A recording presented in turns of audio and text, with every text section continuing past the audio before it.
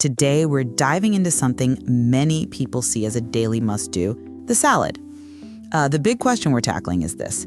Is eating a salad every single day truly an unequivocal health hack, something that just works for better well-being? Or does its real value, does it really hinge on what's actually in that salad and maybe individual factors? I'll be arguing for the broad sort of inherent upsides of making salads a daily habit. And I'll be highlighting why we need to be a bit more cautious, focusing on the crucial nuances and, frankly, some potential pitfalls that often get overlooked in the Eat Salad Daily mantra.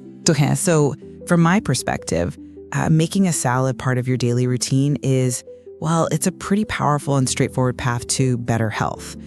I mean, these aren't just leaves. They're packed with specific phytonutrients.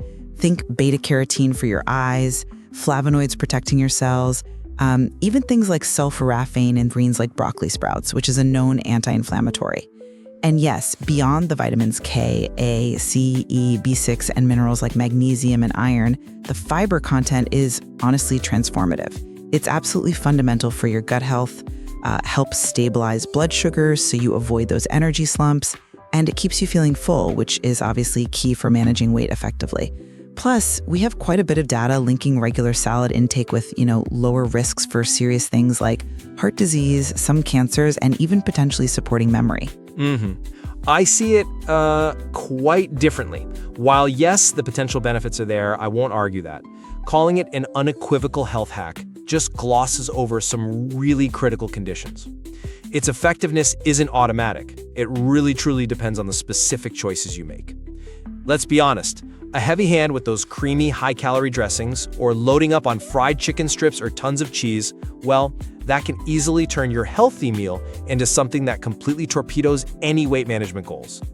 Sure, but even those less than perfect salads often start with a base of greens. Hold on, let me finish this point. There's also the nuance of nutrient absorption. You mentioned beta-carotene. That and lycopene, which you find in tomatoes, for example, are fat-soluble. They're often better absorbed by the body if they're lightly cooked or, crucially, eaten with some fat, like a good olive oil dressing. But that's not always the case with a basic raw salad, is it? So this hack really requires some know-how, some informed choices, not just the act of eating a salad. Okay, I understand concern about, let's say, less mindful additions. But the fundamental nutrient density and fiber you get from even a basic salad, that fundamentally shifts your dietary landscape for the better, doesn't it? It's not just about cutting calories. That consistent intake of micronutrients and fiber actually helps regulate hormonal signals. It can genuinely reduce cravings for, junk food, the less healthy processed stuff. It's not just feeling full, it's your body actually being properly nourished, leading to more stable energy, a better metabolic state. The real hack, I think, is in that sort of foundational biological recalibration a daily plant-heavy meal provides. Well, to push back on that idea of metabolic recalibration, the very things you're highlighting, the fiber, the nutrients, those can be compromised or, like I said, even negated by how the salad is put together. We've all seen those restaurant salads drowning in sugary dressing or piled high with fried stuff. This isn't just about being aware. It's asking a lot for the average person to meticulously construct a truly beneficial salad every single day. And when you talk about sources showing reduced cravings, are we really controlling for everything else that person eats? A daily salad might even create a kind of health halo, right? Making people feel they can indulge more elsewhere. Fair point on the halo effect, perhaps. But moving beyond metabolism, let's focus on digestion. That consistent fiber from daily salads is just so important. It acts like a prebiotic, essentially feeding the good bacteria in your gut.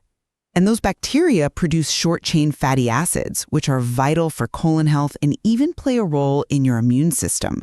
So it's not just about, regularity, it's about fostering a healthier gut environment over the long term, which we know impacts overall health in so many ways. I absolutely agree on the importance of gut health, but what about the immediate effects? How do you address the fact that for many people, suddenly ramping up fiber intake, especially the insoluble kind you get from tough greens like kale, can cause, pretty uncomfortable bloating, gas, maybe even pain? It takes time for the body to adjust. And, more isn't always better here. Getting way too much fiber, say over 70 grams a day, can actually lead to serious issues like intestinal blockages. It shows that just saying, eat more greens, isn't the whole story. It needs gradual adaptation and paying attention to your own body's response. Okay, adjustment is key, I'll grant that.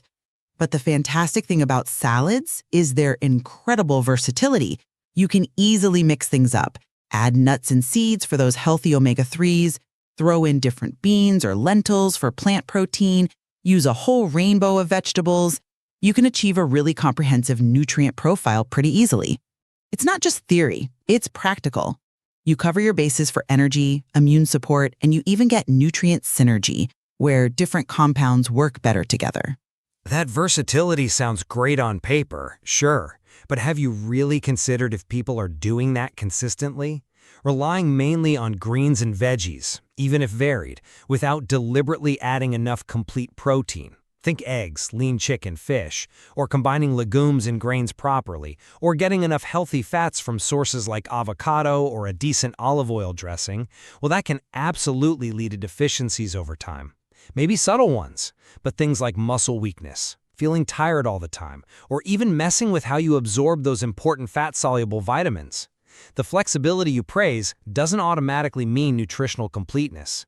Many people, I think, underestimate what a truly balanced salad requires beyond just a pile of leaves. Definitely been a thorough look at the different facets of eating salads daily. I still firmly believe that. Look, if you approach it thoughtfully, making a salad part of your day is a profoundly good habit. It offers this incredible mix of nutrients and fiber that really does support overall health, helps prevent disease, and gives you sustained vitality. And I still maintain that while yes, the potential is absolutely there, claiming those benefits is critically conditional. It depends entirely on the specifics, what goes in the bowl, the choices you make about dressings and toppings, and how your individual body responds.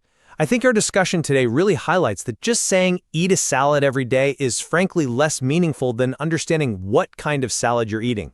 It just reinforces how complex and nuanced nutrition science really is.